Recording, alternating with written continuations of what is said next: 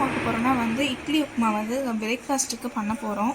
அதாவது ஈஸியாக வந்து டிஃபனுக்கு இல்லாட்டினா வந்து சின்ன பசங்களுக்கு லஞ்சுக்கு இதெல்லாம் எப்படி பண்ணலான்ட்டு பார்ப்போம். நான் கொஞ்சம் டிஃப்ரெண்ட்டாக பண்ணுவேன் இட்லி உப்புமா. ஸோ இட்லி உப்புமாக்கு தேவையானது ஃபஸ்ட்டு வந்து இட்லி, அப்புறம் உளுந்து, கடுகு, டர்மரிக், தென் வந்து இட்லி பொடி கொஞ்சம் எடுத்துப்பேன், இட்லி பொடி, தென் வந்து கருவேப்பிலை, கொத்தமல்லி, கொஞ்சம் தக்காளி வச்சுப்பேன். இதுதான் கொஞ்சம் வித்தியாசமாக சொல்கிறேன்னு சொன்னேன். தக்காளி, அப்புறம் ஒரு ஃபுல் வெங்காயம் ஃபுல்லாக போட்டுப்பேன், அப்புறம் காஞ்ச மிளகாய். இதை வச்சு எப்படி பண்ணலாம், இட்லி உப்புமா பண்ணலாம் அப்படின்னு சொல்லிட்டு பண்ணுறேன். ஆனால் இதுக்கு வந்து நோ லெமன், இதுக்கு லெமனே இல்லாமல் இட்லி உப்புமா எப்படி பண்ணலான்றதை பார்க்கலாம்.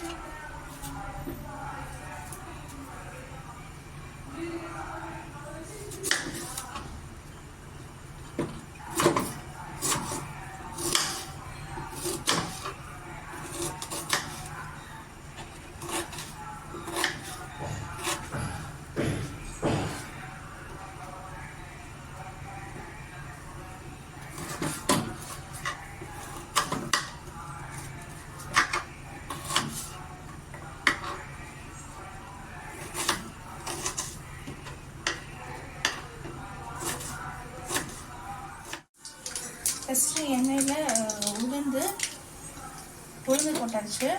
தென் கடுகு ரெண்டும் சேர்த்து பொரிச்சிருக்கு. ஃபஸ்ட்டு உளுந்து போட்டு அப்புறம் கடுகு ரெண்டும் போட்டாச்சு. எனக்கு ஒரு தக்காளி போட பிடிக்கும். ஃபஸ்ட்டு என்ன பண்ணுறேன்னா வெங்காயம் போட்டு, வெங்காயம், காஞ்ச பச்சை மிளகாய், தக்காளி எல்லாம் போட விடலாம்.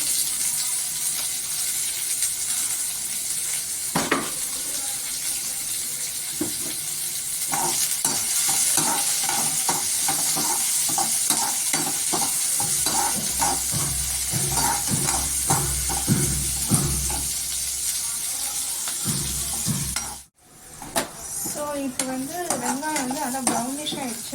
அப்புறம் உளுந்து நல்லா ப்ரௌனிஷ் ஆகிடுச்சு. போட்டு இட்லியை ஃபஸ்ட்டு கீழே போட்டுக்கணும்.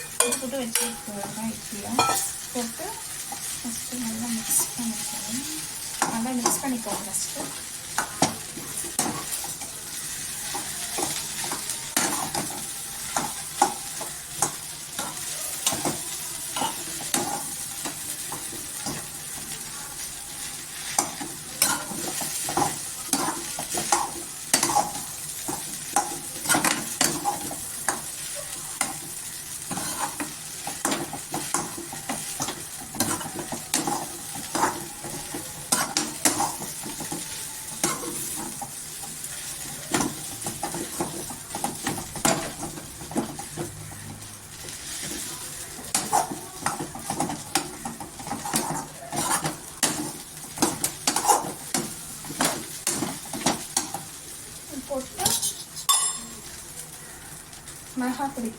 மிளகாய் பொடி சாரி மஞ்சத்தூள் போட்டுக்கணும் தான்.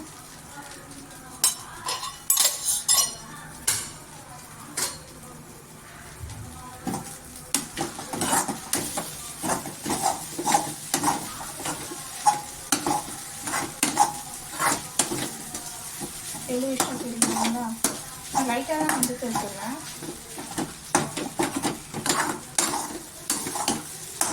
எந்த அளவுக்கு மஞ்சத்தூள் போடுவேன்னா,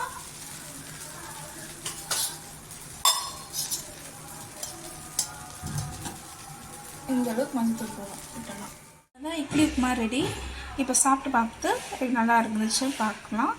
இப்படி தான் வந்து இட்லி உப்புமா பண்ணுவாங்க.